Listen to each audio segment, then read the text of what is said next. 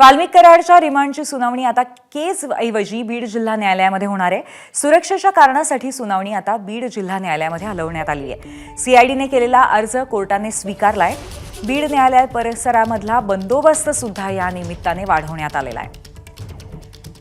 गेले काही दिवस वाल्मिक कराड याला कोर्टापर्यंत आणण्याचा मार्ग सुद्धा पोलिसांकडून वारंवार बदलला जातो। सुरक्षिततेच्या कारणास्तव सातत्याने अतिशय काळजी घेतली जाते आणि यामध्येच आणखीन एक वेगळं पाऊल उचलण्यात आलंय।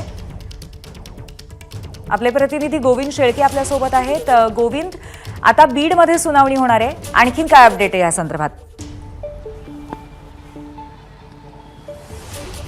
पूर्वी आपण बघितलं की वाल्मिक कराड ज्यावेळेसपासून पोलिसांच्या ताब्यात आहे, सीआयडी तपास करते आहे, मात्र हे होत असताना कायम कायदा सुव्यवस्थेवरती लक्ष ठेवून आहेत पोलीस। काल आपण बघितलं की ज्यावेळी वाल्मिक कराडवर मोका दाखल झाला त्यानंतर परळीमध्ये त्याचे परिणाम जाणवले, आंदोलन सुरू झालं, अनेकांनी अंगावरती रॉकेल ओतून पेटून घ्यायचा प्रयत्न केला आणि आज सुद्धा परळीमधले बाजारपेठ बऱ्यापैकी बंद आहे। तर याचा परिणाम कायदा सुव्यवस्थेवरती सुद्धा होतोय। त्यामुळे सकाळपासून बीड शहरात सुद्धा ठिकठिकाण बंदोबस्त लावण्यात आला होता। मात्र ज्यावेळी वाल्मिक कराडला केज पोलीस स्टेशनमध्ये आणून ठेवण्यात आलं त्यानंतर सीआयडीचं म्हणणं असं आलं की कायदा सुव्यवस्थेचा प्रश्न केजमध्ये उभा राहू शकतो। त्यामुळे विनंती करण्यात आली कोर्टाला की हा जो काही खटला चालणार आहे, ही काही सुनावणी होणार आहे, ती बीड कोर्टाकडे वर्ग करावी। कारण आज पहिल्यांदाच मोक्का अंतर्गत कारवाई झाल्यानंतर आज पहिल्यांदाच सेशन कोर्टासमोर वाल्मिक कराडला उभा करायचं होतं, पण ते केजमध्ये न उभं करता सेशन कोर्ट बीडमध्ये उभं केलं जाईल। आता बीड न्यायालय परिसरामध्ये सुद्धा पोलीस यायला सुरुवात झाली आहे, छोटा बंदोबस्त लावण्यात आलेला आहे आणि एकूण कायदा व सुव्यवस्थेचा प्रश्न निर्माण होऊ नये